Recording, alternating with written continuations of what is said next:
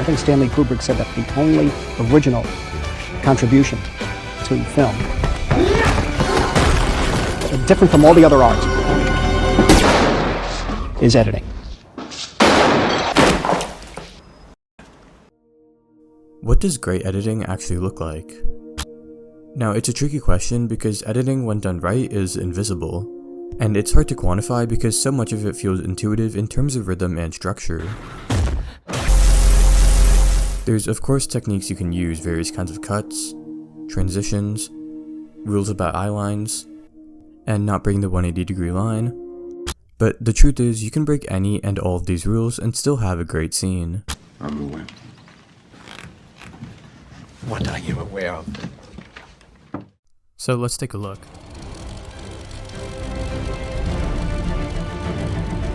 Now, all of these are some of the best conversation scenes in film, ones filled with great tension and great drama.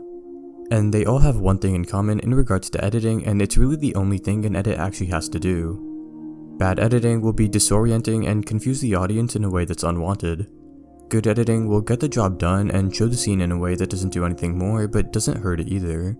But great editing is storytelling.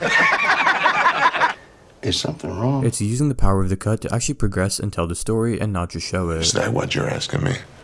Now, that is incredibly vague and more of a blanket statement than actual advice. Is there something wrong with anything? So more specifically, what I think is really important to note is that editing is really just the juxtaposition created by placing two shots next to each other. I'm really thinking more of the flow of images, juxtaposition of images, actually the cuts. Really. Now, you might already be familiar with the Kuleshov effect, but if you're not, it's just the principle that audiences gain more meaning in the juxtaposition between two shots than in a single shot itself. It highlights the power of editing and the way it can be used to manipulate the audience and the emotion of a scene. Now we have a close-up. Let me show you what he sees. Let's assume he saw a woman holding a baby in her arms. Now we cut back, and he smiles. Now what is he as a character? He's a kindly man. Now we'll put in a piece of film of a girl in a bikini. He looks, girl in a bikini, he smiles. What is he now? The dirty old man. He's no longer the benign gentleman who loves babies. That's what film can do for you. One of my favorite examples of this juxtaposition is in 2001: A Space Odyssey. And no, it's not this. It's actually this moment that comes right before. For a film that's not exactly known for its quick pace or its fast storytelling, this moment is surprisingly efficient in how it reveals information. Because how do you actually convey the idea that a strange black rectangle is teaching an ape how to use tools? And how do you do it with no dialogue? Well, this is where we see the power of editing. Just by placing these two shots next to each other, it immediately conveys the sense that this one is directly causing this. We may not know how or why, but that's not what's important, and the film itself chooses to never really clarify that. And just a moment later, we get these quick insert shots.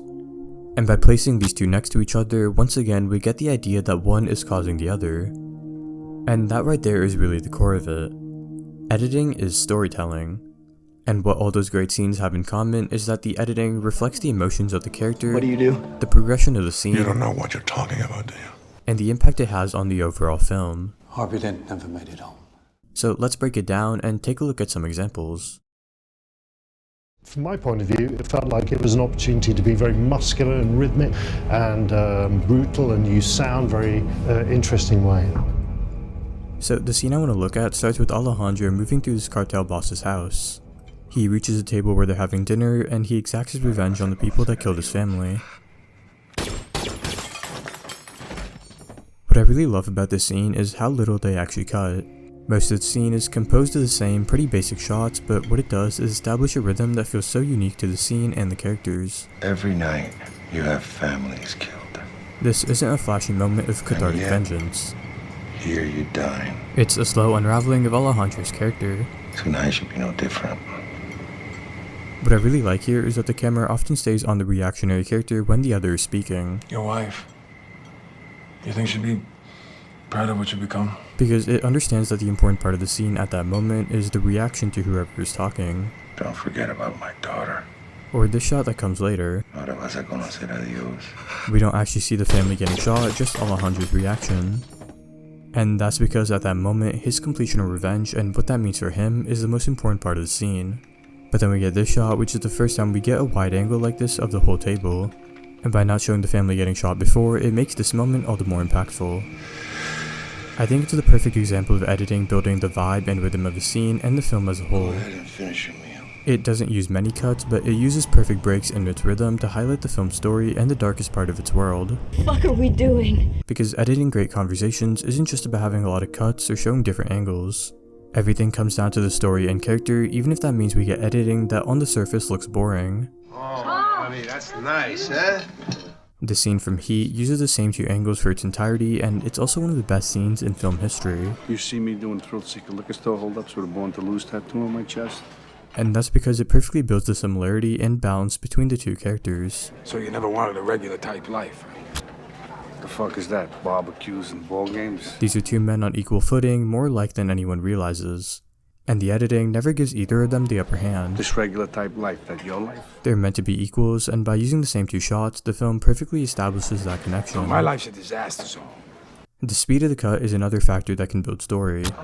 The scene from the social network is cut together incredibly fast and has a clear built-in rhythm. So when we get shots like this that break that rhythm, it calls attention to itself in a way that builds the story. Why would you ask me that? Breaking rhythm is something that most of these scenes do, and they can get away with it because they understand the rules. You're gonna go through life thinking that girls don't like you because you're a nerd. So when they break them, it's intentionally breaking the flow of a scene to call attention to something that's important. It'll be because you're an asshole. I think the perfect scene to highlight all of this is in Psycho. And no, once again, it's not this. It's actually this moment that comes earlier. It's all for you. I'm not hungry, go ahead. The scene runs at just over 8 minutes long and is arguably the perfect example of how to build tension in a film. Just rather stuffed birds because I hate the look of beasts when they're stuffed. The editing is extremely simple with basic and repetitive shots, but it also works so well for the scene. And once again, it builds a rhythm that allows itself to be broken in some impactful ways. When the scene starts, Marion looks around and we get some insert shots of just the animals. While not being sinister, it does build a slight discomfort that makes the interaction immediately feel off. And the film reinforces the discomfort by finally cutting as Norman says this. You eat like a bird. The scene continues normally and we get the same basic shot reverse shot as both characters talk. But this rhythm is broken as the topic of the mother is introduced and we get this. Immediately, it reads as a more intense shot as we're closer to Norman and we look at him from an even lower angle. We then cut to a close-up of Marion, which is the first one in the scene, and it reinforces the change in the conversation and its tone. And in this shot, the camera angle connects the birds in the background to the character. But I know I can't. Especially as Norman leans back and says, She's ill. The rhythm of the scene continues with these shots as the conversation takes a turn. And then we get this. We cut to an extreme close-up of Norman, which is the first time we see that in the scene. And as if that wasn't enough, he leans forward, giving us an even closer and more discomforting look at the character. The music starts to rise as the conversation becomes more tense than it was before. People always call a madhouse someplace, don't they? Put her in someplace. Eventually, it reaches its highest point. People always mean well. They cluck their thick tongues and shake their heads and suggest oh so very delicately. Until Norman leans back and admits that he's thought about institutionalizing his mother as well. Of course, I've suggested it myself. But I hate to even think about it. The scene is still tense, but it starts to come back down, never letting the moment become too dangerous or too safe. She just goes a little mad sometimes. And ultimately, we end with Norman leaning back in his chair as he says, We all go a little mad sometimes. Haven't you?